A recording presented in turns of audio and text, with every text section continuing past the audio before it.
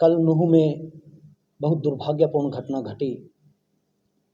अखबार में आया है 2 होमगार्ड के जवान मारे गए, पुलिस वालों को गोलियां लगी हैं, दर्जनों वाहन फूंक दिए गए। और इसके बाद मेरे पास कुछ हमारी पार्टी से जुड़े कार्यकर्ताओं का फ़ोन भी आया नूह से, मेवात से, कि बड़ी चिंताजनक स्थिति है, डरावनी स्थिति है।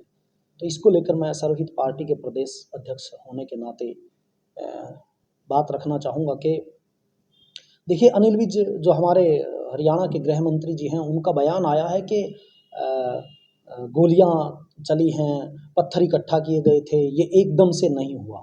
ठीक है, तो फिर मैं पूछना चाहता हूँ, जब कोई भी छोटा मोटा आंदोलन शुरू होता है, चाहे वो कर्मचारियों का हो, किसानों का हो, तो जब डेट दी जाती है उससे पहले गुप्तचर विभाग, सीआईडी, पुलिस सब सक्रिय हो जाते हैं और जो लोग उससे जुड़े होते हैं उनकी गिरफ्तारियां हो जाती हैं, उनको जेल में डाल दिया जाता है ताकि आंदोलन ना उठे, जो शांति प्रिय आंदोलन होता है।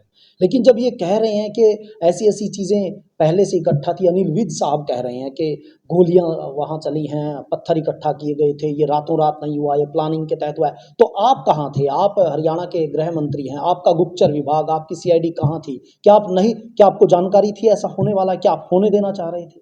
सवाल आप पर खड़ा होता है। लोग कहते हैं, लोग इसी को लेकर राजनीति का सवाल उठाते हैं कि जानबूझकर सरकार राजनीति करती है ताकि चुनाव का वातावरण बनाया जाए। ऐसा चल भी रहा है पिछले एक दिन से वो फेसबुक पर। तो सबसे बड़ा सवाल सरकार पर है कि आप जब सारी जानकारियां आपके पास थी यात्रा को लेकर, क्या जो बजरंग दल के लोग एक यात्रा निकालना चाह रहे थे, क्या सरकारी तंत्र, इतनी बड़ी सरकार जो डबल इंजन की सरकार कही जाती है, क्या एक यात्रा को निकालने की सुरक्षा नहीं दे सकती थी? क्या यात्रा को लेकर जो थ्रेट थे उनकी जानकारी इनके पास नहीं थी? क्या गुप्तचर विभाग को जानकारी नहीं थी, या जानबूझकर वहां 1-2 युवक के मरने का इंतजार कर रहे थे ताकि वोटों का ध्रुवीकरण किया जा सके?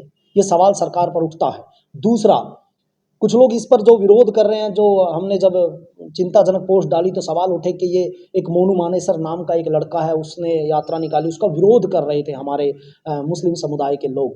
तो मैं उनसे भी कहना चाहता हूँ कि आप विरोध कर रहे थे, क्या विरोध का शांति प्रिय तरीका नहीं हो सकता? एक लोकतांत्रिक देश है, यहाँ रोज विरोध होते हैं सरकार के खिलाफ, हम भी सरकार के विरोध में हैं। पहली तो सरकार की जिम्मेदारी है कि ये सारी की सारी जानबूझकर अगर वो ऐसा होने दे रही हैं।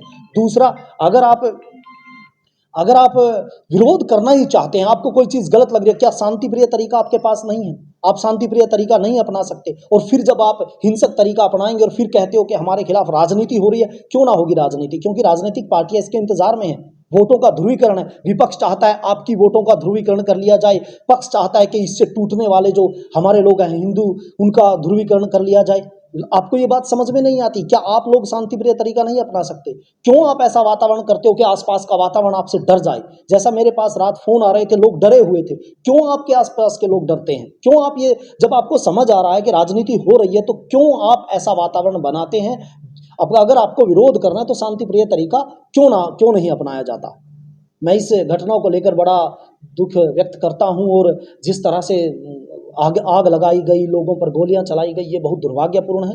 और बड़ी विडंबना की बात है, एक कोई किसी की पिस्तौल लेकर, किसी की रिवॉल्वर लेकर अगर फेसबुक पे फोटो खिंचा देता है तो पुलिस विभाग तीसरे दिन उसके गिरफ्तार करके उससे पैसे उगाती दिखती है। लेकिन वहां पर कहते हैं बंदूकें इकट्ठी हो गई हैं। क्या वहां पर जो लोग पहले से बंदूकें लिए उसके लिए कोई कार्रवाई नहीं चाहती सरकार? क्या एक्शन नहीं लिया जा सकता? या चाहते हैं कि यहाँ के लोग कुछ ऐसा करें जिससे राजनीतिक फायदा हो?